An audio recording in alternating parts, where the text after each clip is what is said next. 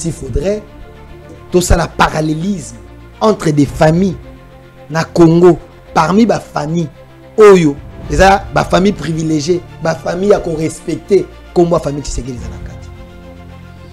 Comme la famille, on est bien à détourner, et bien à mouiller. Tu sais qu'il y a un premier ministre, mais il y a un peu de temps, de quoi pas. Mais parce qu'il y a un groupe de Katangé de mauvaise qualité. Donc, bien sûr, à l'objet du Cambo, il y a liberté d'expression garantie par la Constitution. Comment il y a mauvaise qualité? Est-ce que la Katangé a le droit de pourquoi je parle de Katangé? C'est un collectif au nom de Katangé. Il y a un lobby, un groupe de Katangé de mauvaise qualité. Je ne sais pas du tout les Katangé. Est-ce que les Katangé existent aujourd'hui? Bah déposer plainte sur un camp, la période où Katang existe. Déjà sur le plan de forme, plainte sur un cosmétique.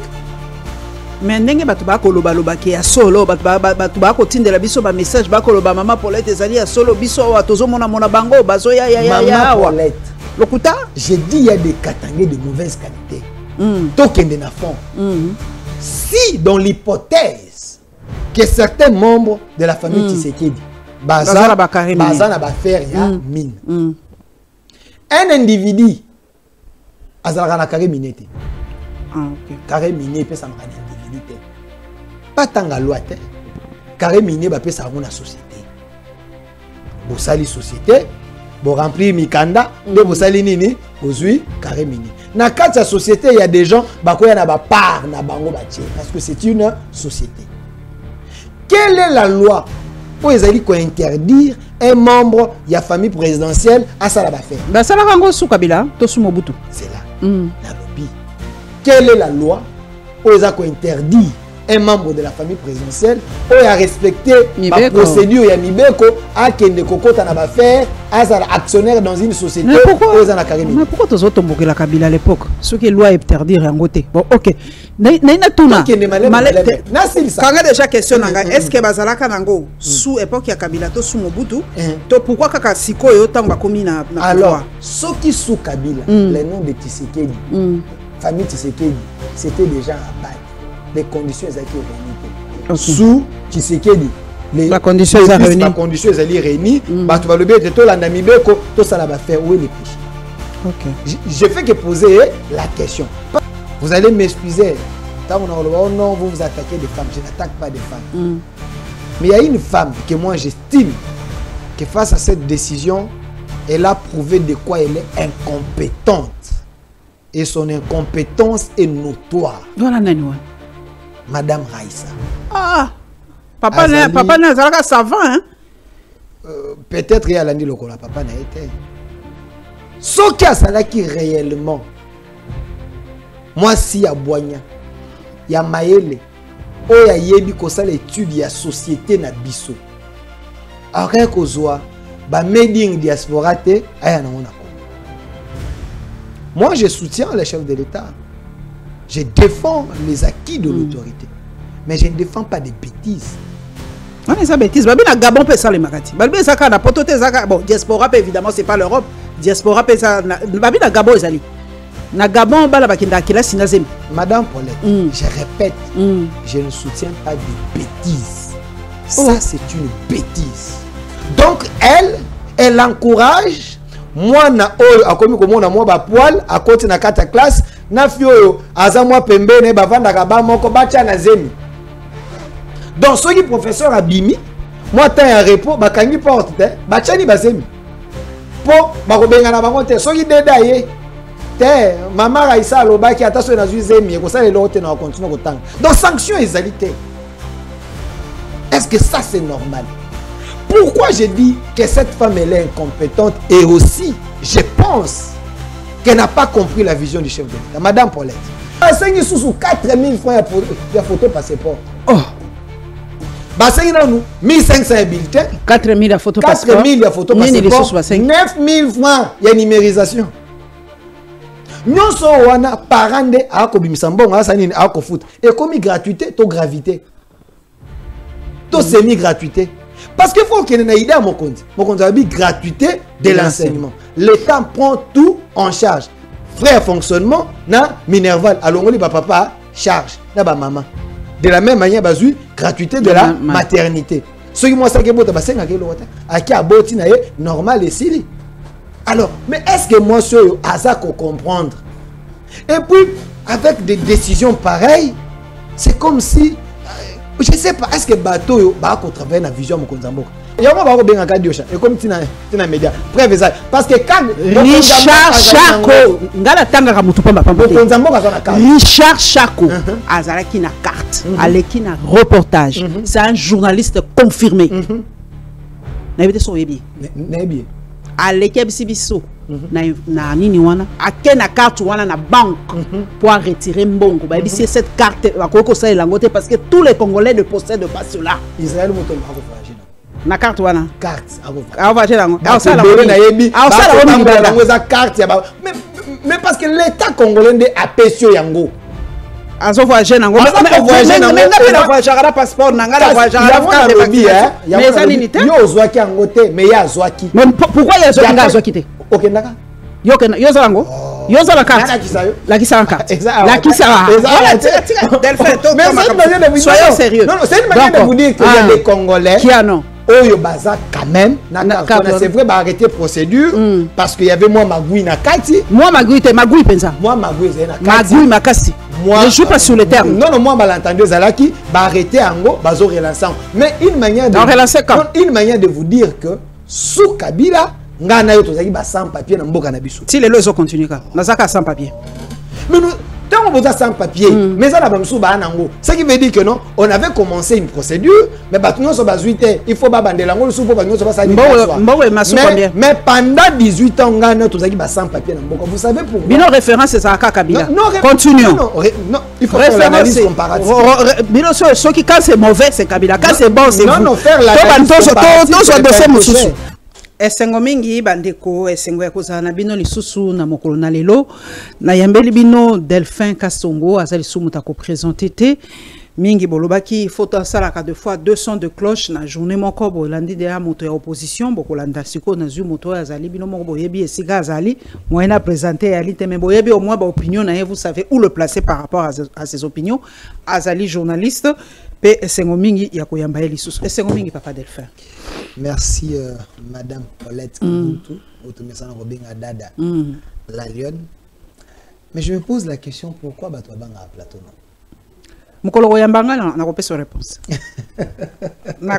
Mukolo yambangai na kopesa réponse. Les gens peur de vous Batouabanga, je comprends pas pourquoi.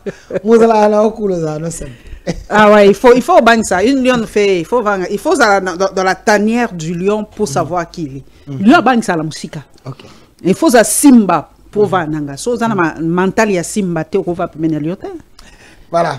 Non, c'est comme ça. Voilà, donc papa na biso Delphin. Yo kondima ke mwana na yo mukolo okola. Akende kelasi na camarade moko azanzemi. Merci Madame Paulette. Nazo on na angle personnel. Po tozolo ba mingi libanda. Merci Madame Paulette na question wana. J'aimerais que bato ba kolanda biso émission monene. Et je pense que chaque émission na yo ba service ba cheka kango ba landa ngo na présence ba chaka teva monene ba kolanda la lion na lobini ayambinani. Mais par rapport à cette question de la même manière, Balukabayo Kasoko critiquer le régime, Soko Lobini ni pour un régime, peut-être mandat d'amener, tout mandat et à contre Paulette, parce que il y a également le fou du roi qui préfère aller dans ce sens-là, ce qui n'est pas la volonté du chef, parce que le chef de l'État veut qu'il y ait la démocratie, la vraie sens non. Que ces gens, comprendre que il y a M23 mais na kati ya gouvernement. Pourquoi on a dit M23 na kati M23 ezaka moto azoboma na goma te. Il y a des gens qui peuvent tuer ici mais avec des lois, avec des décisions où ezali ba décision moko énervante. Pourquoi j'en parle? Vous allez m'excuser. Oh non, vous vous attaquez des femmes. Je n'attaque pas des femmes. Mais il y a une femme que moi j'estime que face à cette décision, elle a prouvé de quoi elle est incompétente. Et son incompétence est notoire. Madame Raissa. Ah, papa n'a pas savant, hein? Peut-être qu'il y a l'année le papa n'a été. Ce qui a ça qui réellement, moi si y a Boigna, il y a Maëlle, oh il y a Yebi kosa l'étude, il y a société na biso. Alors qu'on soit, bah meding diaspora te, aya na on a Congo. Moi je soutiens les chefs de l'État, je défends les acquis de l'autorité, mais je ne défends pas des bêtises. On est ça bêtise. Babi na Gabon peut ça les makati. Babi ça kana potote ça bon diaspora évidemment c'est pas l'Europe. Diaspora peut ça babi na Gabon ezali. Na Gabon bala bakinda kila sinazemi. Madame Paulette, je répète, je ne soutiens pas des bêtises. Ça c'est une bêtise. C'est se moquer de nous. Moi je suis parent. Pourquoi j'ai dit c'est une incompétente? Je vais le prouver. Et je pense que sa manière de faire, elle n'est pas dans la vision du chef de l'État. Madame, on est africain. Toi, Bantou. Parce que le bien est un Gabon et c'est le Mabongo. En Afrique du Sud, oui, en Afrique du Sud, donc, il y a un conseil des ministres comme en Afrique du Sud, moi, c'est Babalanaka, Abalanaka, nous avons les us et coutumes. Nous avons notre manière de voir les choses, nous avons notre culture, nous avons nos valeurs. Mais balobi mi bozo défavoriser mais mi bali bazaka punité obi que moi si mon bali soki engrossé moi si ceux baza par exemple na la classe bona bande de l'école moi mon bali a continuer mais moi c'est aux ala perdante. Il y a que les gens oh bazali, vous allez m'excuser hein. Bazaba congolais de mauvaise qualité. Vous savez que dans notre culture, dans la coutume, la femme, elle est conservatrice des valeurs. Et la manière qu'on peut traiter un homme, ce n'est pas la même manière qu'on traiter moi aussi. Parce que moi, c'est à bon makaba valeur. La preuve en est, si on déflore une femme, et c'est un fouta mon konzaba, mon kongaba maman, n'a pas papa. Mais moi, mon bal, ok, foutez pas nani. Pour dire que la femme, si elle est déflorée, c'est pour, et ça pour l'emballement qu'on a vu. Elle est conservatrice des valeurs. Et cette décision de cette dame, que j'estime que la décision fruit de son incompétence, elle ne peut pas amener nos enfants na babanga masumute babanga kobe biso ezali sacralité leur sacralité oyebi tango papa yo ozali mama otini mwana na classe olobi ete ndenge ozawana komi okomi komona makila na kala ezalaka parent koyebisa mwana. C'était une mauvaise façon d'éduquer les enfants. Tu as éduqué la hypocrisie. Les lots comme la modernité. Est-ce que vous êtes sûr que les lots yebi makambo te bino boye sakabangote? Ceux qui to komi ko bilo ko na nyonso ana ba papa ya lelo ba bala na kasite papa na papa. Po komi na ba société ba mebeli biso culture wana na ba société ozano mayele olingo zo mosala okomi 2 fois 2. To me mayango pe to ya nangwa. Parce que nous devons conserver nos valeurs. Parce que le ministère Owana, nakati balobi, éducation zanakati. Il faut éduquer nos enfants. Il y a la différence entre l'instruction et l'éducation. L'éducation c'est autre chose. L'instruction c'est autre chose. Tu peux être intelligente ou intelligent, mais tu es mal éduqué. Tu peux être bien éduqué, mais tu n'es pas très intelligente. Très instruit. Ou bien instruite. Il y a la différence. Il faut séparer l'éducation et l'instruction. Mais au wana, tant que mon cas no wana, à qui toucher aux principes de l'éducation. Parce que une femme, tant qu'on de classe, elle dit que chaque chose est une étape. Ça veut dire quoi? C'est une étape pour il faut diplôme ya liboso, diplôme ya mibale, diplôme ya misato na université. Tant on a style ici, na komi mature, là je peux m'engager au salut honneur ya papa et à maman. Alors beto si c'est ma classe na yo mené c'est nini au bal. Tant maman a kozwa mokano, koloba ete ata soki batie moi si zemi ba sente yo okokata classe était oko continuer. Quelle est la sanction, la peur que l'enfant a causé face à acte wana? Non pour la balle mibali. Wana ka basi. Non. Okolobe la peine na balle mibali. Pas de problème. Tout ça nous na moi si. Parce que j'ai l'impression à longoli ko banga. Oh nyo ce cause elle pas à moi na moi. Vous vous retrouvez dans une salle où il y a 10 garçons et 20 filles. Et na 4 classes on a ba santé 18. Ba est-ce qu'on a classe na ba zemi? Ba autant ndengeni. Vous savez que les femmes,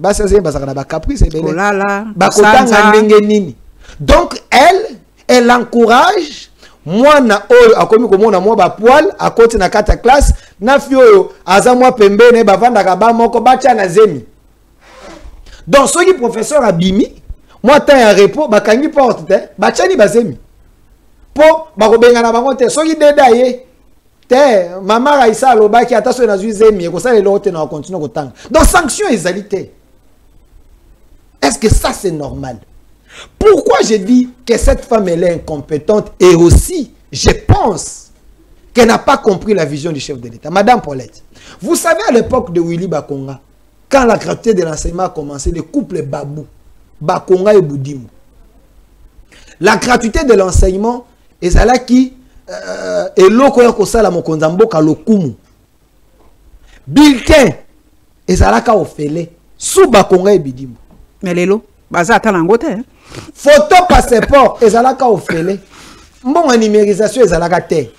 Ça c'est la gratuité pure au chef de l'État le bac de tolongola mukumba et pas ya ba parents frais de fonctionnement l'État a copé ça ko futa ba enseignant l'État a ça na copé ça. Mais après ba konga délige et koti Zamba, poto, Poutoulou. Maman Raïssa ye. A komi kosenga, mbongo bulletin 1500 na mwana moko. Ezonga. Tant on a lobby maman Raïssa ye na administration. 1500 na mwana moko. Tanga bana baza combien na Congo? Un milliard. Belle ba combien? Vous prenez 1500. Mbongo wane kenda kawapi. C'est des millions. Ce qui veut dire il n'y a plus la gratuité. Parce que bon, frais de fonctionnement, et puis ça marque. Il n'y a plus la gratuité. Mais maman, on a battu les sous qui en a été. À Koko Samoronzambo, je pense. Si le chef ne laissait pas parce que dans moto, il y a des parents. Le chef a parlé de la gratuité, l'article 43 de la Constitution. Les frais de fonctionnement. Bah, copé ça, Minerval, l'État s'est a foutu les bisous. Deuxième point. Delphi Okozonga. Pour la monnaie, faut y a moi si au PC. Si quoi éducation à la société na biso, l'homme n'est pas responsable. Yo au PC faut ignorer ce moment la moi c'est sanction que la jeune fille va avoir. Mais la société na biso elle est tellement patriarcale que moi le mobile est responsabilité. Ya on la zakoloba. Moi si ba en conseil. Yé classe katani. Mais garçon, classe ça qu'on continue. Vinaye et choc mon côté. Je vais pas te blesser, moi encore te choquer. Madame Paulette. Tant au mobile a tchaka moi 6 ans.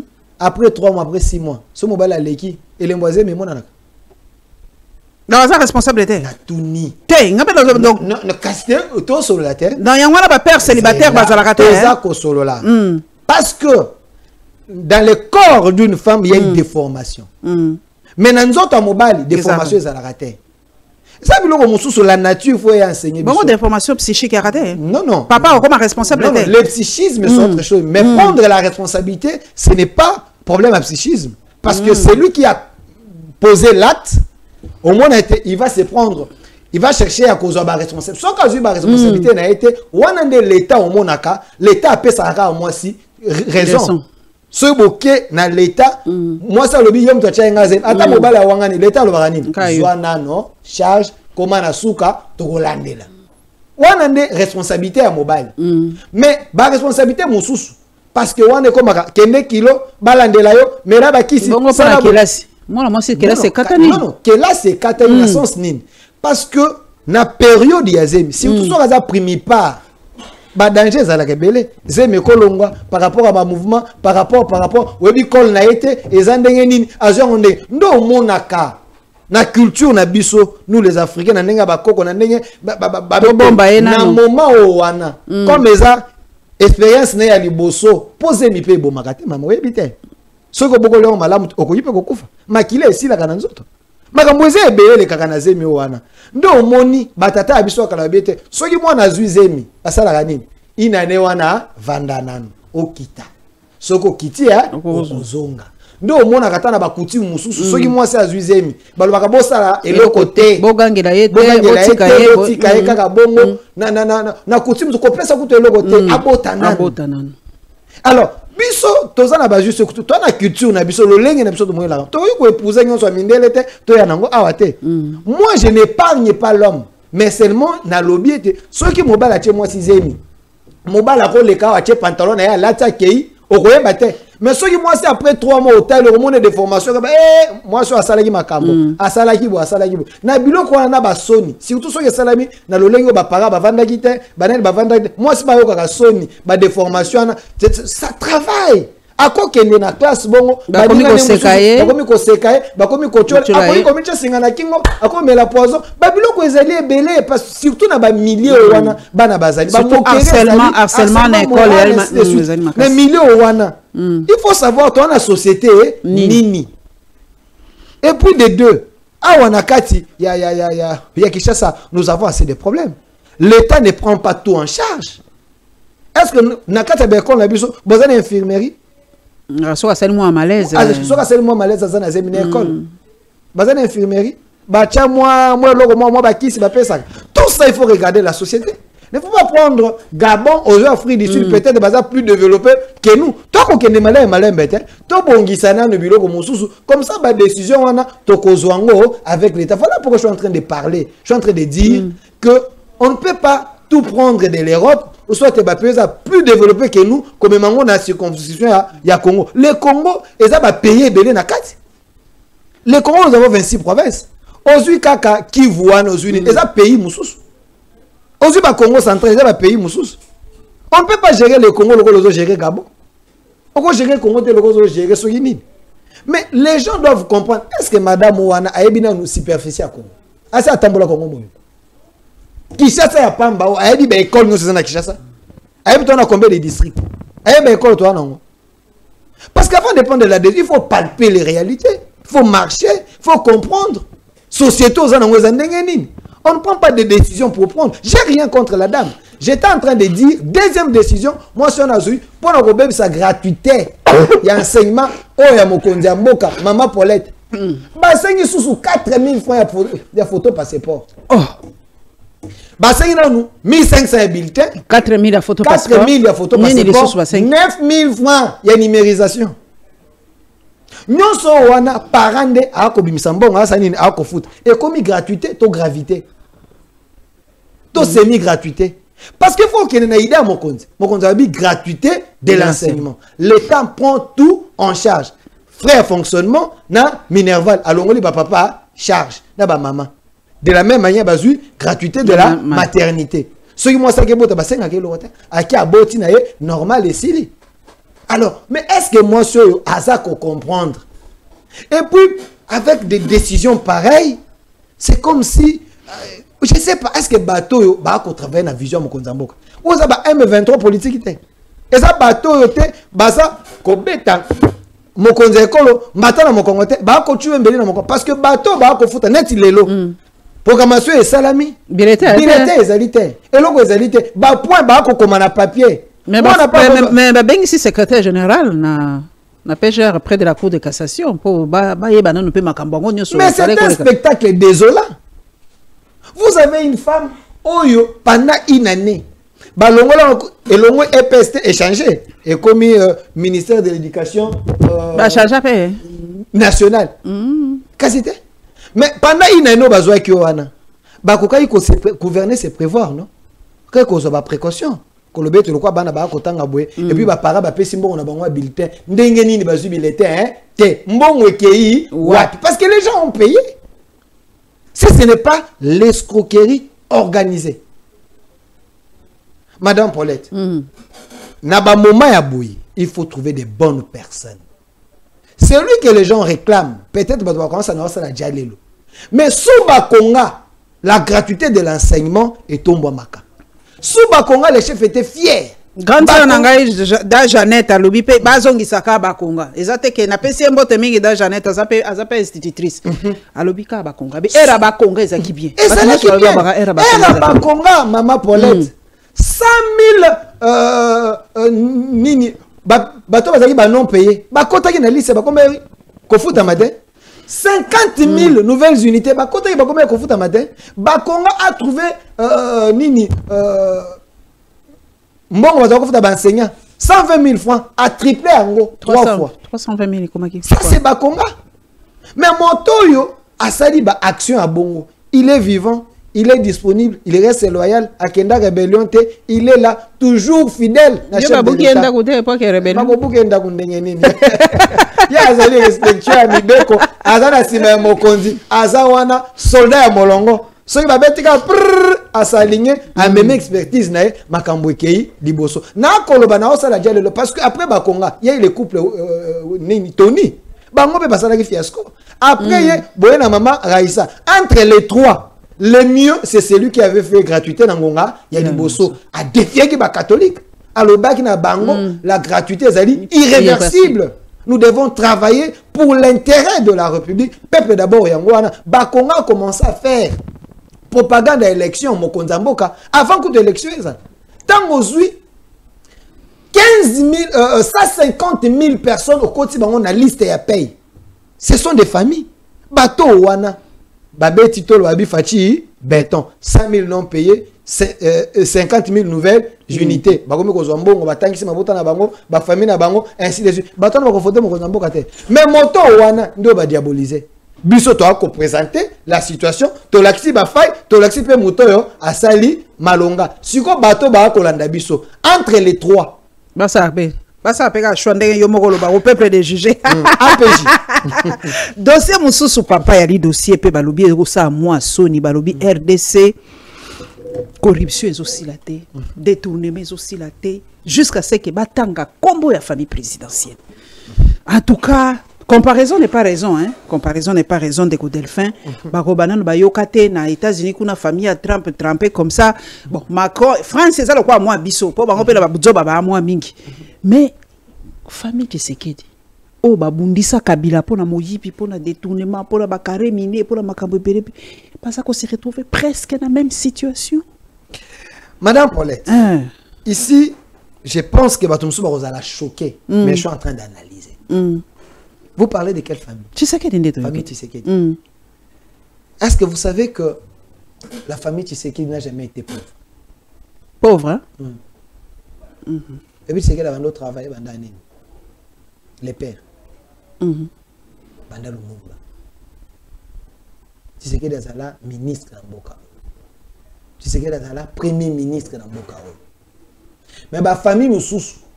Oyo ba ya na pouvoir na mboka oyo bazala na histoire te ba ya na ba boots ba ya bazanga bilamba.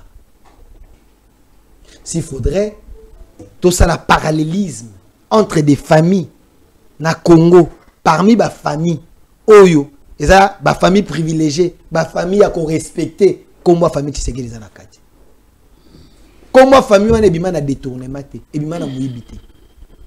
Tshisekedi tango komaka premier ministre miyibi nde bayaka kozongisa mbongo na kesa l'État biloko kitaka de quoi on parle. Mais parce qu'il y a un groupe de Katangé de mauvaise qualité. Non, bino soki mutu a lobby li kambo oyo ya liberté d'expression garantie par la constitution comme mutu a mauvaise qualité. Est-ce que la Katangé ba na droit ta koloba ke bozo ya ko tu pas la biso bozo bozo de pourquoi je parle de Katangé? Parce que bangonde collectif na bango de baké ko funda au nom de Katangé. Yango na lobby un groupe de Katangé de mauvaise qualité. Je n'ai pas dit tous les Katangé. J'ai commencé d'abord, il y a qui sont famille en gros, oyo balobi, ba détourner to famille yibi. C'est une famille de noms et de renoms na mboka. Même quand on a Congo, vous savez que batu ba koma ba riche na Congo. bato bakenda ba poto, bato ba voyager, bato ba bonga na vie, rien que na kombo kaka ya Etienne Tshisekedi. Son nom, kombo na ye mvamisa bato. Comment le nom de Tshisekedi peut rendre les autres célèbres, bakomi bato ambongo et bana na ye bazala ba pauvre. Vous comprenez pas la politique ndenge salemaka. Les gens qui pensaient que Tshisekedi, le fils, parce qu'on fait souvent allusion à lui, Tshisekedi, le fils, en Europe, vous ne comprenez pas la politique, comment ça s'est fait. Parce que même s'il avait des millions, il ne pouvait pas, comme il n'accusait pas à battre qu'il a quelque chose, il fallait faire ce qu'on appelle les faux semblants. Parce qu'ils étaient cherchés, ainsi de suite. Tu sais qu'il y a des mapango ici, les pères, na boulevard, na Gombe, na Kinshasa avec 2 parcelles. Rien que si vous avez 5 parcelles, tu peux nourrir ta famille en Europe. Rien qu'un loyer. Mais, bao bazagi na poto, à part Tshisekedi le fils, Félix Tshisekedi, oh baloba teka la pizza, tangela ma mususu. Na famille Tshisekedi nyonso, oh baloba teka la pizza salade. C'était lui qu'on préparait politiquement. Et les autres, ils étaient dans les noirs. Cette famille n'a jamais été une famille pauvre. Mais comme lui, il aimait la politique, il aimait suivre son père. Voilà pourquoi sa vie est déguisée. Ça, c'est la politique. Tu sais qu'il n'a jamais été pauvre. Okay. Des deux, bateau na katanga ba koluba. Et que cette famille, tu sais qu'il dit, bah ko s'accaparer les minéraux, il y a katanga. Est-ce que les katanga existent aujourd'hui? Bah déposer plainte sur un camp, la période où katanga existe. Déjà sur le plan de forme, plainte sur un cosmétique. Mais ndenge batu ba koloba loba ki ya solo batu ba ko tindela biso ba message ba koloba mama Paulette ezali ya solo biso wa tozo mona bango bazo ya Maman Paulette. Lokuta, j'ai dit il y a des katangés de mauvaise qualité. Tokende na fond. Si dans l'hypothèse que certains membres de la famille Tshisekedi bazana ba faire ya mine. Un individu azalaka na carré minete. Ah, ok. Carré miné peut s'amener un individu. Pas tant à loi. Carré miné peut s'amener la société. Vous sali société, vous remplir mikanda, vous sali nini, vous suivez carré miné. Dans la société, il y a des gens qui ont ba part na bango batie parce que c'est une société. Quelle est la loi où ils ont interdire un membre de la famille présidentielle à ça la faire? Bah ça la rango sous Kabila, to sous Mobutu. C'est là. La lobby. Quelle est la loi où ils ont interdit un membre de la famille présidentielle où il a respecté la procédure ya mibeko à kende kokota na ba faire as actionnaire dans une société où ils ont la carrière. Mais pourquoi tu as tombé la Kabila à l'époque? Ce que la loi interdire en côté. Bon, OK. Naina tuna. Quand déjà question nanga, est-ce que bazalaka nango sous époque ya Kabila to sous Mobutu, to pourquoi kaka sikoyo tanga komi na alors, ceux qui sous Kabila, le nom de Tshisekedi, famille Tshisekedi, c'était déjà à battre. Les conditions qui réunies. Sous Tshisekedi, les conditions réunies. Tu vas le bien, tu as l'andamibeko, tout ça va faire. Où est le péché? Ok. Je fais que poser la question. Parce que les gens sont plus dans l'émotion. Est-ce que péché est allé? Mais ce que moi je condamnerais, dans l'hypothèse où ils ont bongo, c'est que ce qu'ils ont sur base de la famille Tshisekedi, les noms Tshisekedi, baza ko ça la trafic d'influence, arracher les choses des gens. OK. Wana je condamne, je dénonce. Mais bato bongo basukate, bayana ba preuve. Mais dire que la famille Tshisekedi ezu ba minéraux nyonso ya Katanga, les Katanga n'existent pas, Katanga n'existe pas, les minéraux ya ba congolais. Tout congolais, un Congo, un Muyombe, un Muyati, un Inde, soki akena Katanga, il remplit des conditions. Alobi, à côté na coopérative, à côté na atia ba part na ye, na compte ya mine, c'est pas mauvais. Pourquoi les gens basent la fixation? Mais pourquoi j'ai dit c'est des Katangais de mauvaise qualité? Balobi, hein? C'est vrai que zali po na Congo, mais selon pe ba code minier on a ba bébé comme susu. Il faut pe bango bana mboka o sika ba mina ngo ezali. Ba se retrouver ata mokete, ata moi ndako, moi kelasi, moi hôpital, moi nzela malamo et tout ça balbi bango baza vivre sous la pauvreté. On dirait bato bazo ya adui azo rétrocéder les bango ata mokete alors bango babu Maman Paulette tozonga na histoire soki balobi bongo balobi était rétrocession to bateau il y a village où il faut ba bénéficier de la richesse na ba mais ça li mabete mais c'est ce que tu sais qu'il a fait c'est ce que tu sais qu'il a fait sous tu sais qu'il il y avait une loi quand Kabila est venu à Koutaki Jekamine monopole il y a minerai nyonso zaki na Jekamine il est venu na ba loi basa nini ba pandi yango et comme était moto nyonso akoyi côté ka minerai ya Katanga voilà il suffit au rempli ba condition au sali moi mini société na yo donc Jekamine a kiti valeur na ye moto nyonso akoyi au sali côté ka moni ba coréen ba nani ba chinois ba sali nini ba ye mais ça c'était que pour les entreprises. Mais au Katanga, Grand Katanga, partout, les minéraux, attendent à Simanda quoi moto. Et quoi y commande moi mais et quoi y commande. Mais ce que moto sur minéraux na Simanda qu'on a kangis na moi liboke avec teka sous Kabila bazaya ko kangaye, ba bétier, ba condamner, ba sanctionner.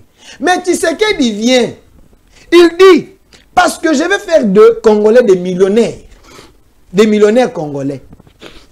Aujourd'hui, il y a un garçon dans TikTok. Océan, ceux qui océan. Ouais, ben ceux qui tembe, ceux qui alingi TikToker, TikTokers, garçon, à kotanga ba dollar. Il y a une entreprise. Aza parmi les Katangais, oyo bazako, basenmo coopératif na bango, ba lokoti mo ba minéré, ba sangisi, ba tchena mo ba saki, ba sa nini, ba ke ba teki. A imposé, il y a une loi que tout Katangais bakoyi ko se réunir dans mon coopératif bozu mo minéré na sac bokangisi boke boteki bozu mo mbongo na bino pour ça nini bo vivre ça c'est la loi sous Tshisekedi pour que les petits peuples ça nini a bénéficié sous Kabila cette loi n'existait pas et des deux rappelez-vous Ngoyi Mulunda à moins que je me trompe à la RTNC alors bagani alors bete ba minéré za ke bele soki ngomba mo ba minéré Katumbi asili sa yango oyo ko ça soki 20 ans Katumbi a signé ça en moins de 2 ans ou 3 ans. Tu sais que c'est eux-mêmes les Katangais. Na Katangais nini oyo a tellement qu'à porter Katumbi plainte. Alors bête sur base de la révélation en Ngoyi Mulunda. Aussi si ba minéré na biso ya Katanga, Katanga ni yetu, ba ke ko porter plainte. C'est l'un de l'air, un Katangais qui avait dénoncé. Avec des preuves. Bafundaka. Ça, c'est la mauvaise foi. C'est des frustrés. Ce n'est pas tous les Katangais. C'est une couche de Katangais de mauvaise qualité. Oh, yo bazana haine, balingaka Tshisekedi te. Bino tout se résume à haine. Pourquoi changer narratif de? Non, s'il vous plaît. S'il vous plaît, je vous ai donné les éléments. Oui, mais est-ce que pas la bino à part mot haine, j'ai suivi Jean-Jacques Mamba. Quand on a déposé Nina Bassali point de presse, j'ai suivi Jean-Jacques Mamba qui a dit quoi?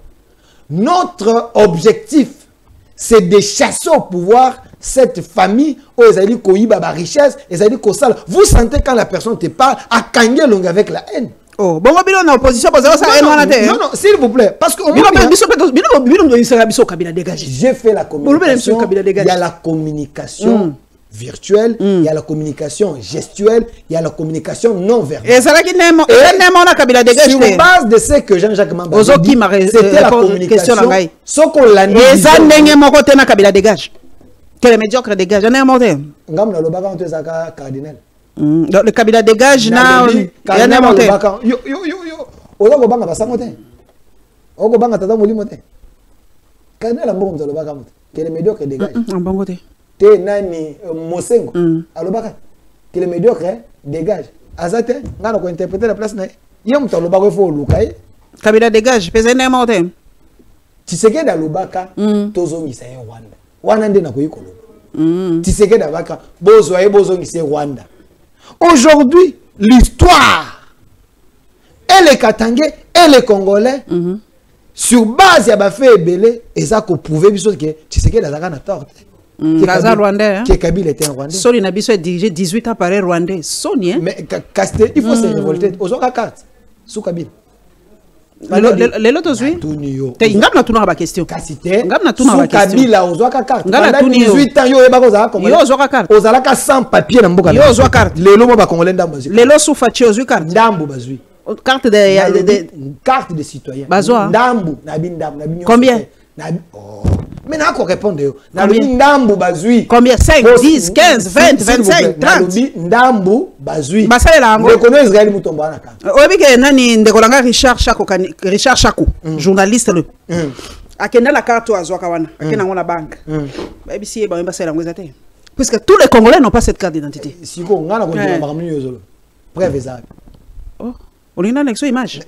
Olingina la kisayo image. Yama ba ko benga kadiosha. Et comme tina média. Preuve ça. Parce que quand Richard Chako ngala tanga ka mutu pamba pamba. Richard Chako azalaki na carte, aleki na reportage. C'est un journaliste confirmé. Na bité so yebi.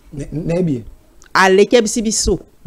Na nini wana akena carte wana na banque pour retirer mbongo ba bisi cette carte akoko ça elangote parce que tous les Congolais ne possèdent pas cela. Israël Mutomba a voyager na carte wana carte a voyager nango ça la carte mais parce que l'état congolais a pêché yango azo voyager nango mais voyager na passeport nanga la voyager na carte de vaccination mais ça nini te yo zwaki yango te mais ya zwaki pourquoi ya zwaki te OK ndaka yo zalango yo zala carte la kisa carte la kisa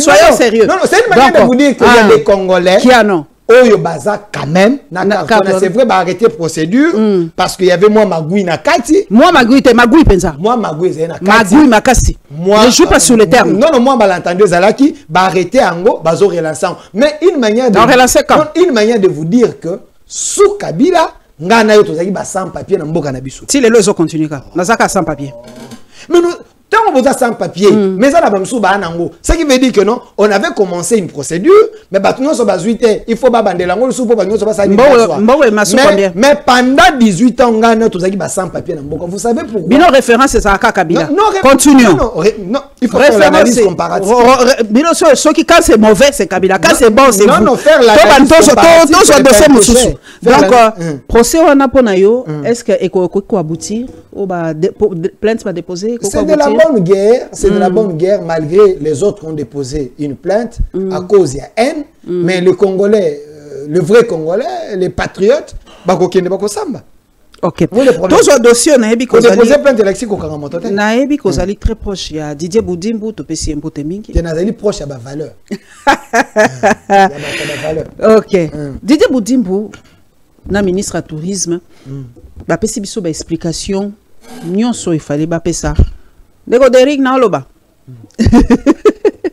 ba pesi ba explication na ba raison pour ba kino sala ba partenariat na ba club européen naza devant moi un jeune qui réfléchit est-ce que ezali eloko moko vraiment bénéfique pour le sport et pour le tourisme à RDC.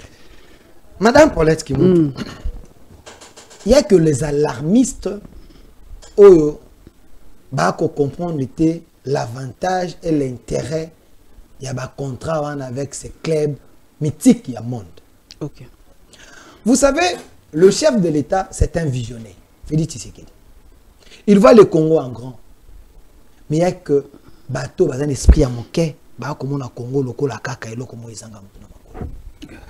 Le Congo doit rêver grand parce que nous allons récupérer notre espace, notre rôle, il y a qu'à jouer en Afrique centrale. La RDC au cœur de l'Afrique, c'est un message très, très, très fort. Les gens se posent des questions, on a anticipé, qu'est-ce que nous gagnons par rapport à contrat avec Milan, avec Barça, avec Monaco. Madame, laissez-moi vous expliquer. Savez-vous, avant, tout comme on avait un contrat avec les clubs, les chefs de l'État avaient commencé la procédure au Moko, il y a coupé ça, nos ambassadeurs, passeport diplomatique. Après ça, Vandam, passeport diplomatique. Après si Maître Gims, après si Dadjou, après si Kofi Olomide, passeport diplomatique. Vous savez pourquoi? C'était parce qu'ils savaient que derrière tous ces gens, il y a des milliers, il y a bateaux, il y a africains, Oyo Balanda Kabango. Et après avoir coupé ça d'Adjou, la maître Gims, à ses ports diplomatiques, ils ont fait un grand travail dans la mobilisation par rapport à Makambu, à Est et autres. Vous avez suivi? Ils ont autour d'eux message et les kaki. Kofi également. Pourquoi Vandam? Parce que dans la cinématographique, il fallait avoir figure emblématique. Pourquoi? Parce qu'il fallait vendre notre culture autrement. Et Vandam Namiliewana pouvait nous aider. La preuve, Awa, sous Kabila, Tozaki na Canal Plus. Mais Canal Plus, Oyo, Ezaki na Rwanda, na Ouganda et autres. Tout canal, les Congolais m'amenant et c'était un vil prix.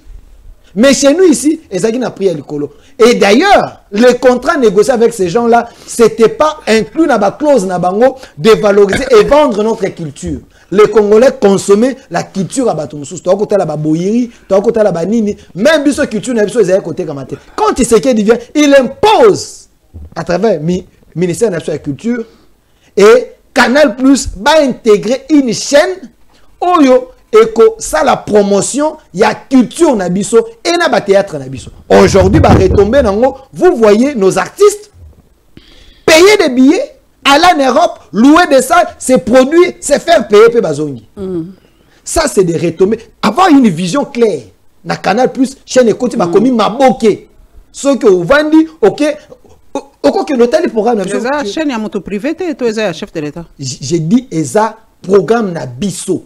Yamboka la ligne qu'on a donnée à la RDC et avec des partenaires bateau baza banamboka pour vendre notre culture. Ça c'est la vision culturelle dans le secteur Rwanda. Voilà. Donc même ba patron nyonso ba kongi ko zonga atali aida atali nani. Donc ça c'est la vision et la culture. Ba tu comprendre qui en côté. Aujourd'hui ba retomber, les gens voyagent, ba ko kende partout. Na banda ko ba konzi ba kota la bango. Mais quand le chef de l'État n'a domaine au sport, il dit, parce qu'il savait, il y a un contrat avec les Américains. Il y aura des moyens, Koya. Il y aura les entrepreneurs, il y aura les chefs d'entreprise, Koya. Mais il faut commencer. Il y a qu'à vendre l'image du Congo. Maman Paulette, Tozana yo ao. Qu'est-ce que... Je voulais dire quoi? Nini oyo yebi na minéré, coltan, cuivre, cobalt. Ici au monang, ici au simban, ici au palpan. Tout le baraka, tout ça potentiellement riche. À quoi sert cette richesse? Mais tango tango bateau tango bateau bali na secteur ya sport surtout ya football baza kolela balobi baza na mbongo te bazo futa bango te et loko te championnat ekufi. Est-ce que mokonzi ako privilégié to papa Budimbu azako privilégié ba nini libanda image ya libanda batu ezanetiko na opesa exemple amona mwana na yo alati nini azotambola mais aliaka te asukola kate mais na libanda olati se kamo elamba moko pona libanda ba mona kaka zalaka mais na ndako aliaka te amelaka te asukola kate mais batu ya sport balobi te. Vraie visibilité, ezali championnat na biso. Vraie visibilité, ezali tokene na CHAN. Vraie visibilité, ezali tokene na Coupe du Monde. Pas otia elongi na ngai na RDC balobi. Ah voilà. Voilà. Nayeba ki okoma wana. Voilà. Moi na kenda ki na nzela na pona kolakisa, quand on a une vision, après 2 ans, 3 ans, 4 ans, les gens vont comprendre que la vision est kobota fruit. OK. Pourquoi RDC au cœur de l'Afrique? C'est un message. Na bateau nyo so ba na monde. Tant bon que na carte batel RDC au cœur de l'Afrique. Ni nezalakana RDC. C'est que nous avons, nous sommes un pays potentiellement riche. Le contrat signé, c'est un contrat à développement et sport. Et à visibilité, il y a 2 objectifs là-dedans. 1, visibilité à Congo. 2, développement, il y a sport. Sport en général. Pourquoi visibilité? Parce que le président Félix et le ministre de Budimbu, ils ont compris qu'on ne peut pas développer les sports si on ne nous met pas des moyens dans le secteur, il y a sport. Maintenant, pour mettre des moyens dans le secteur, il y a sport.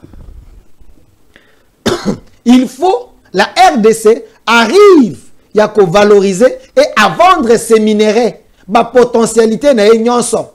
Dès que nous avons l'argent, le budget augmente et carrément on pompe dans le secteur, il y a sport. Pourquoi? Madame, savez-vous les 3 contrats écoutaient équivalent à 90 millions de dollars? Savez-vous qu'il y a des transferts juste de 1 ou 2 joueurs et qui coûtent 90 millions? Juste un transfert, ou 2 transferts.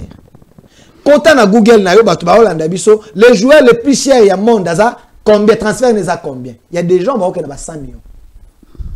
La RDC a combien de talents? Ils ont plus que Ronaldo, plus que Neymar. Plus que Yamin Yamal. Nous avons des talents ici.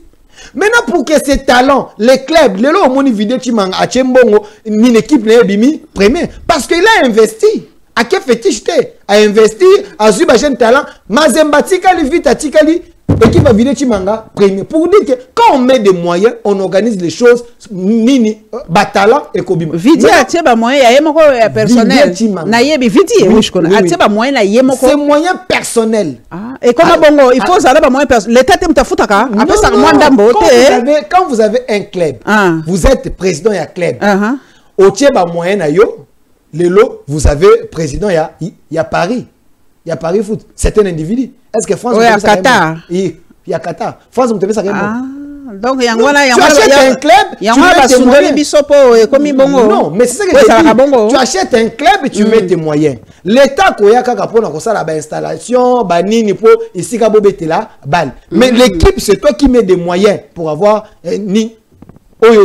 Maintenant, comme le contraire, c'est la visibilité et le développement. Premièrement, visibilité. Quand les gens viendront, les chefs d'entreprise viendront pour la visibilité RDC. Ce que nous avons les plus précieux, et la matière première en Abyssou. Ce qui veut dire, on aura la facilité de vendre le coltan, on aura la facilité de vendre même l'eau. Vous savez que Tchad, on a signé un contrat pour avoir de l'eau, l'eau douce. Donc, nous avons des forêts, nous avons. Ces gens, quand ils viendront, ils vont investir. Parce que la RDC au cœur de l'Afrique. Quand ils vont investir, la conséquence logique, les budgets, ça et comment? Parce qu'il faut avoir des moyens. On ne développe pas les pays. Bon, 90 millions, non, mais c'est une manière de dire quoi. On investit pour être plus tard. On fait. Mais en attendant, si en attendant, si championnat les championnats. Bon, vidéo Chimanga bien premier ding. Ils ont bien hein. Nabi équipe à vidéo Chimanga et bimi premier ding. Donc championnat ça perd bien. Championnat mais on a un projet à long terme, à court terme et à moyen terme. Les championnats Zobetama, mais parce que nous avons un deal avec les Américains, les chefs d'entreprise vont venir. Il n'y a pas que au moment qu'on est en train de signer avec les Américains, notre ministre Mine a auto-signé avec la France, notre Madame Soumine a auto Japon, ainsi de suite. Le gouvernement est vandité. Nous avons besoin de tout le monde. Maintenant, il faut d'abord présenter l'image Yamboka. Invisibilité à Congo. Quand les gens viendront avec les opportunités à Congo, ils vont mettre des moyens, ils vont investir. Et la conséquence, on va pomper ce ministère. Ce qui se passe au Congo. Non, les gens savent ce qui se passe au Congo. Mais Batouazaki n'a pas carnet d'adresse, fignolé, Ezaki. Passé par les individus. Parce qu'il n'y avait pas une communication. Il n'y avait pas une communication. Vous pensez que ceux qui visitent Rwanda, il faut d'abord vendre ce que vous avez. Nous allons vendre quoi en fait? J'ai dit, Madame Paulette, vrai ou faux, que nous avons des minéraux. Nous avons des matières rares. Est-ce que le tourisme... Bon, ok, nous allons vendre l'image du Congo Naboité. Et ça, ma question au Balambogo Bazotou. On a une élite. Élite, ça a un trait. On va sa réponse. Balobi, c'est vrai. Mais tant que batongo bakoya, bakoya kotala nini, banzele zate, kure zate, mboka eza na kati ya mindondo, bitumba koto, tout ça. Est-ce que bakoya kotala nini? Eti na Kinshasa bo, mutu soka ye na Kinshasa, aéroport d'abord mabe. Internet na aéroport ezate. Mundela linga soka ye bo beti mwa bopa internet ezate. Oh mais quand nzela Kinshasa salité gauche à droite, embouteillage, na kuluna, et tout choléra et tout. Pourquoi d'abord ne pas kobongisana en interne ndenge ba Rwanda pour cet exemple ba Rwanda ba bongisi ata moi ndambo et bongo balakisi libanda. Madame Paulette, osa journaliste était yo kanisi ba aéroport ba tonyo na Rwanda wana ba bandaki ba tonyo kamba ils ont commencé par signer des contrats et puis on est venu construire. Pour votre information, on est en train de réhabiliter et construire l'aéroport où ils allaient. Anjili. Basi, mais ça laisse bandi. Okay. Pour dire qu'on n'attend pas. Okay. Na loi là-bas. Aéroport à Sika. Parce que le Congo, c'est un chantier. Congo, université. Mais c'est que on construit quand les budgets et belé, on est en train de faire petit à petit. Nous n'avons que 16 milliards. Le Congo est grand. Même si on prend ces 16 milliards, partout parce que le Congo est grand. On commence à couper malembe. Ceux qui vont lancer un projet partout, on n'aura pas l'argent. On n'a que 16 milliards. Est-ce que le Congo, Congo a 16 milliards? Donc, si on de façon que les gens parce que nous avons des minéraux. Mais tu es du côté Kangote. Nous avons des minéraux. Peut-être na bateau, directement passer par les individus. Voilà pourquoi il fallait communiquer sur le plan international. Venez na RDC. Il y a un pays qui existe, il y a des dirigeants qui existent. Voilà, RDC, sur base de vous allez traiter avec des responsables directs, pas des commissionnaires, les Rwandais, les Ougandais et autres. C'est un message. Ceux qui boyent, traiter Nabiso, carrément les dividendes, et qu'on a la caisse à l'État, et singel. Les retombées logiques, et qu'on booster les ministères. Donc, on a reçu le budget mati, qu'on pomper dans le ministère à chaque budget, à chaque ministère, et mati. Donc, comme les projets, il y a visibilité et développement, ce qui veut dire la visibilité, on vend ce que nous avons déjà connu comme matière première. C'est ce qui va nous permettre d'avoir des moyens. Dans le but, nous avons, nous connu. Nous avons assez de choses. Aucun Équateur a banzete zali. Nous avons les sola maya Maï Tchad, aluka Maï, après ça des millions pour avoir Maï. Mais biloko wana nyonso wana bakoye bango soki baete. Il faut baya tango bakoya. Nous sommes venus visiter et tobimisi ba bien abiso nyonso sur la liste. Voilà ce que nous avons. Vous voulez investir dans le secteur nini. Tolingi fitir mingi nous peuplerons tous. Côté na bino na bandundwa na yoki ke minéraux bezakuna. Na otsoka ba. Il y a pas une province pauvre. Na otsoka ba to découvrir. Na Congo central ba découvrir. Bato baza ko lobete bango baza espace mon swahiliphone baza na Congo utile. Ba baza na Congo inutile, j'ai l'impression que l'histoire a commenté. Parce que Dieu a déposé dans la province du Congo, dans le sol et sous-sol, des richesses. Parce que sans bois et équateur, j'ai caminana et l'ingé tongamate.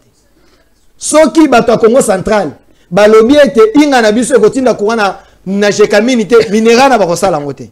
Donc, il faut d'abord vendre ce que nous avons, visibilité à Congo. Le Congo met en valeur Babiloko Yaye quand l'argent entre bas secteur et belé et voilà. Voilà, de manière chers téléspectateurs, bon, excusez-moi vraiment rhume et déranger ma caisse est vraiment je crois que poussière il y a et ça n'a vraiment toutes mes excuses vraiment dans ça qu'on s'est mouché tout le temps parce que ça coule mais bisop da totolela musala mais nakosu qui saté ndekonangai sans les tambours sur Kiaboula.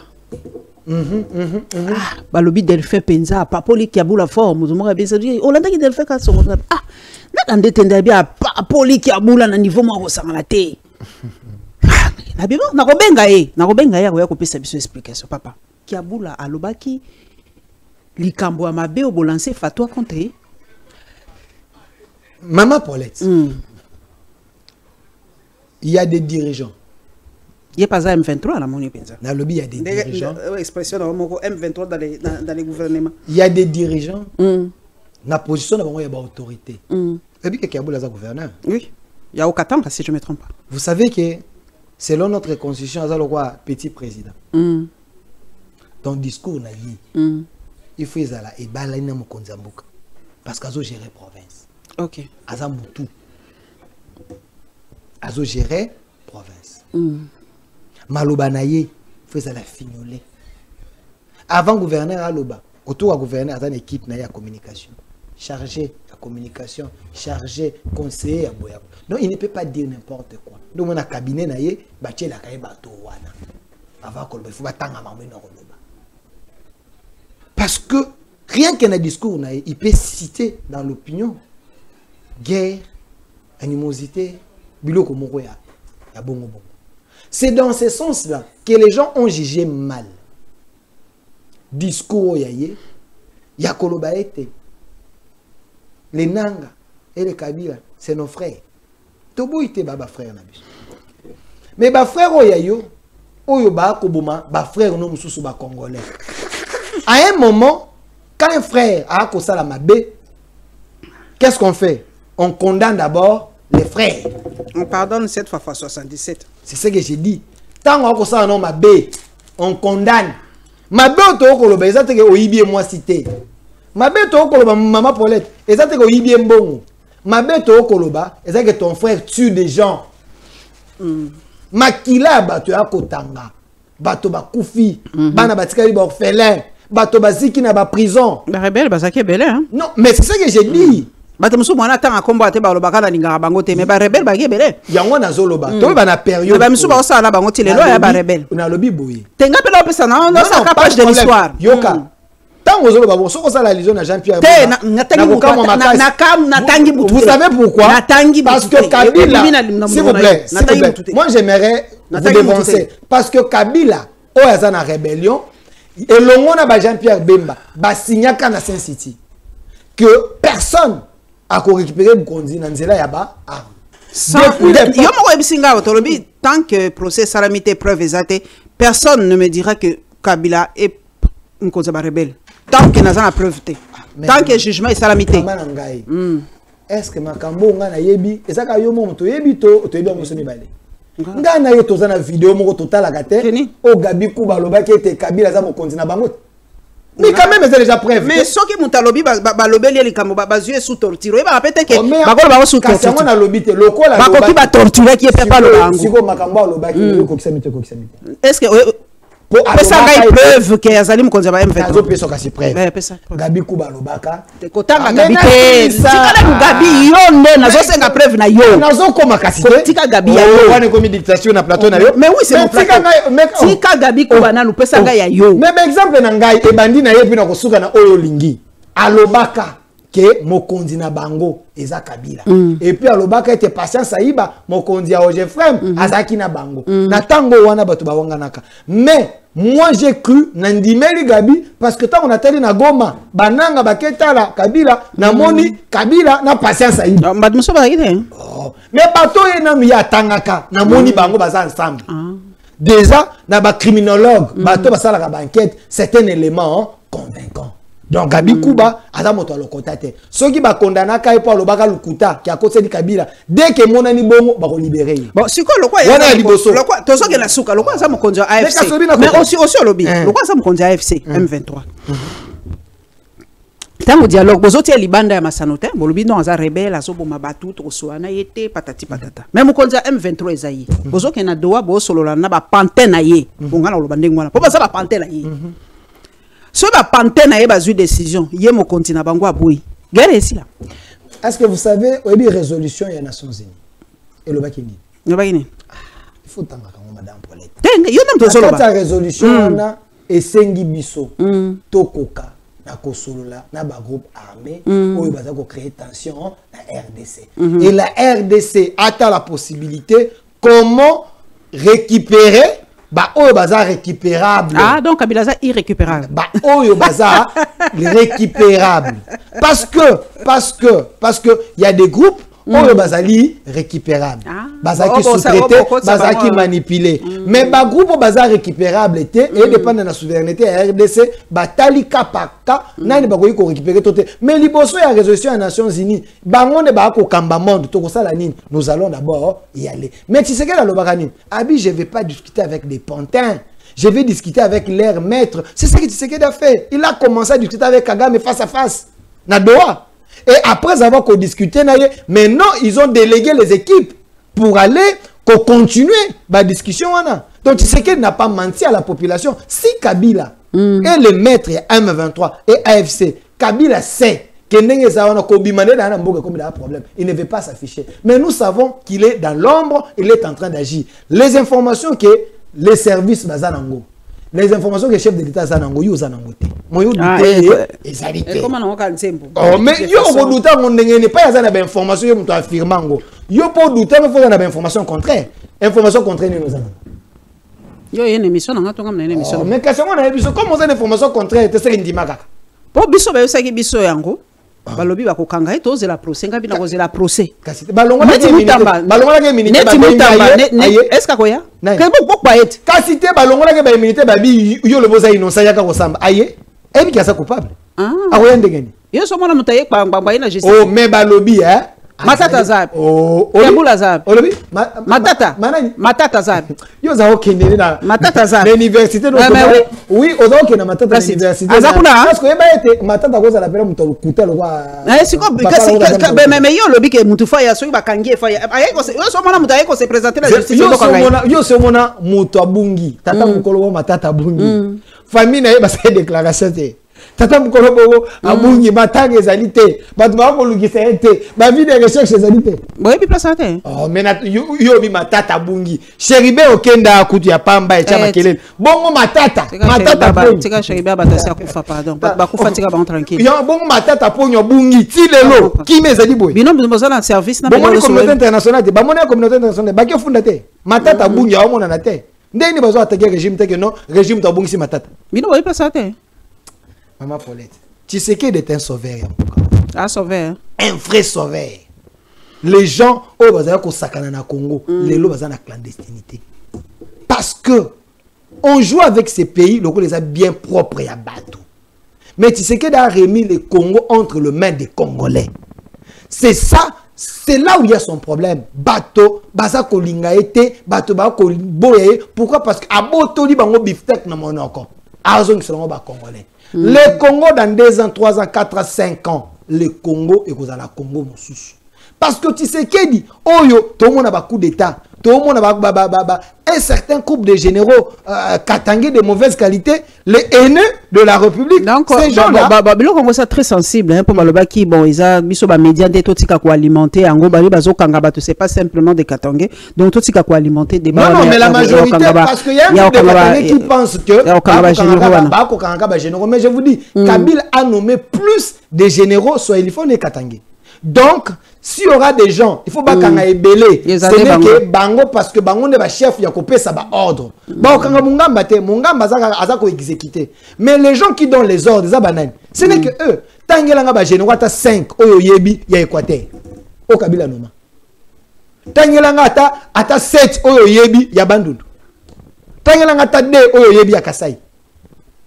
Basate. La majorité, basaka espace wana. Maintenant ceux qui bangonde ba service. Basa complice ya Kabila. Kasi ceux qui bangonde ba service. Ache qui bangonde écoute. Ba service bazana ba audio na bango. Bazana ba appel na bango, ba enregistrer bango, bazana ba témoignage. Que bangonde baza complice, bangi basa la coup d'état, bangi ba chef de l'état, bangi ba détourner mboka, bangi basa la ba kangi bango. Est-ce qu'on doit le laisser parce que bazé attribue encore? Il y a vraiment risque à coup d'état. Mais on a lobby, hein. Il y a aussi au moins un général d'armée, bah ben ça la service sécurité, il y a sécurité ceux qui bah bébé zali. Makambo armée to ko bimisa on so até. Ceux qui bah interpeller, bah bengissé, donc il y a un problème. Ceux qui bah confronter un directeur, donc il y a un problème. Servir makambo armée bah lo ba ngo boité. Mais seulement j'ai dit aux Congolais. Batika koloba été oh non, baza ko kanga ba non, parce que c'est au tel chef de l'État, au tel parlement. Ils ont un swahiliphone. Ni Assemblée nationale. Autant Sénat. Même directeur du cabinet Mokonzamboka a swahiliphone. Voilà, directeur du cabinet de Mokonzamboka. Autant sécurité, il y a Mokonzamboka. On y JR swahiliphone. Autant le chef d'équipe, il y a sécurité Mokonzamboka. Moulou Baate. Kaka, ba swahiliphone. Mais ces gens-là, ne battre le chef de l'État, banda, mandé bandi, si de l'eau. Ce que chef de l'État, allons la bango, ça va nous bagnon soit non. Basala nini ba gira na se drapeau na ko batela Mokonzamboka s'il y a des bons swahili oyo baza ko sala la mboka oui va continuer. Si il y a des vrais loups, va continuer la mboka, va continuer. Si il y a les gars, va continuer. Mais comment bazali ba très. Bon petit ça l'état, bon petit ça ba service et kangabango. Bako kende ko signer dans pas très longtemps na Washington. En tout cas, nani Delfeka songa pesi biso espoir, ba investisseur bako ya, makambo ko changer. Papa Boudimbu, il faut to vendre nanu RDC au cœur de l'Afrique pour comprendre vision. Il y a Papa Boudimbu ezali d'abord ko vendre nanu mboka. Bato baye baki Congo ezali un éléphant à terre reste toujours un éléphant. Ata kwei mais tozakaka. Merci Delfeka. C'est un excellent ministre. En tout cas, merci Nabino ba we bozu. Mais on a placé mon il y a dossier à Papa Godempoy. Ah, Godempoy balobi to tika kopelisa moto. Balobi to tika ya et peut-être ça moi libaku, moi nini balobi to tika. Bah tu vas comprendre. Balobi déjà on a ba Congolais de mauvaise qualité, on a ba Congolais de mauvaise qualité. Maman nangai. Pour nini, il faut encourager les mal. Est-ce que l'État a quoi ça la mabete? Ce qui l'État a sali mabé, moto silicaté pour l'État sali mabé. L'État sali mabé? Oh. Mais l'État surtout gouvernement à Kinshasa l'État ba ko sala makamu selo Godempoy acharnement. Babukinda konanko. Babukinda konanko. Non. Moi, ngai na leki wana. Mutu moko aleka kilobi ala kisibiso. Na bossa ni mutu ngona bakuku. Ah, voilà. Atindeli ngango. C'est mon frère.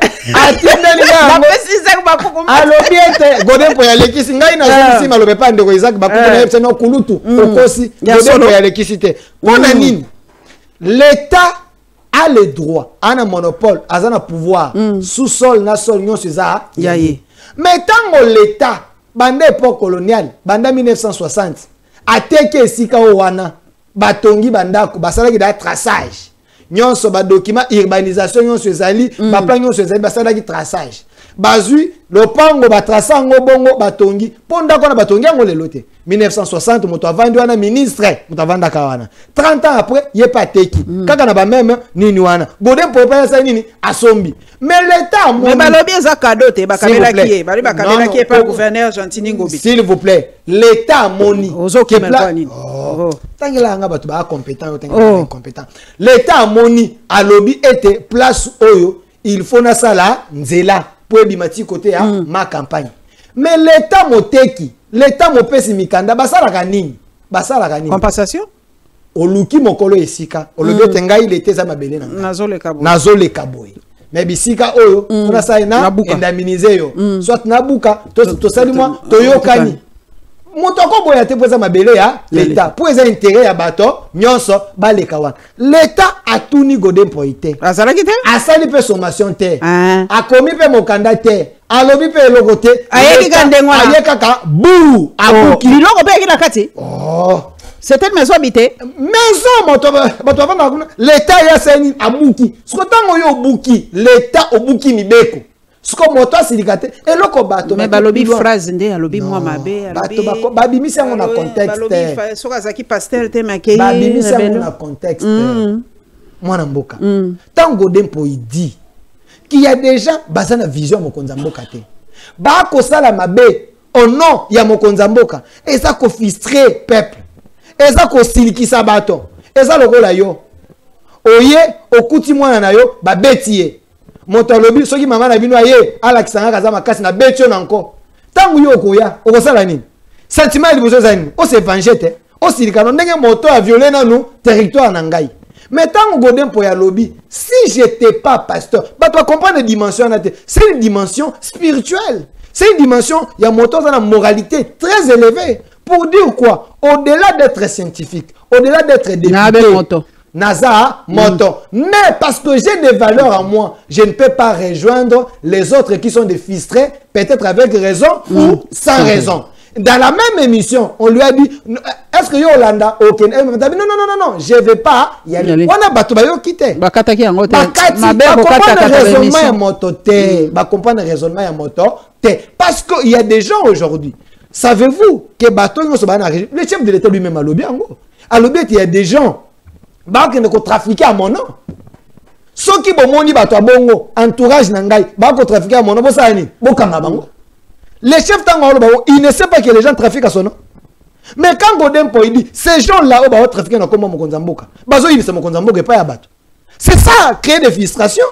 Mais quand Godempo explique à l'intérêt du chef, d'ailleurs, à ça, il y a une lettre ouverte pour nous expliquer, chef de l'État. Mais tu vas comprendre le contexte, Bimi Libanda, comme le benon, à quelle rébellion, à Saliboué. À quelle rébellion, Godempo, est-ce que ça pauvre?